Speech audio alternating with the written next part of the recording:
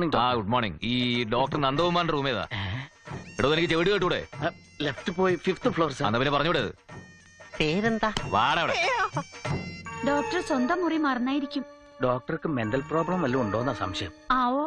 ഈ നന്ദകുമാർ ആ പേഷ്യന്റിനെ തിയേറ്ററിലേക്ക് മാറ്റിയിട്ടുണ്ട്. അതിനിപ്പോ ഞാൻ എന്ത് വേണം? സിസ്റ്റർ, തിയേറ്ററിൽ ഏത് പടാ കളിക്കുന്നത്?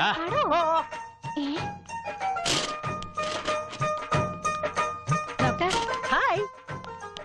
ഏത് ഫ്ലോറിലേക്കാ? മിണ്ടൂല്ലേ?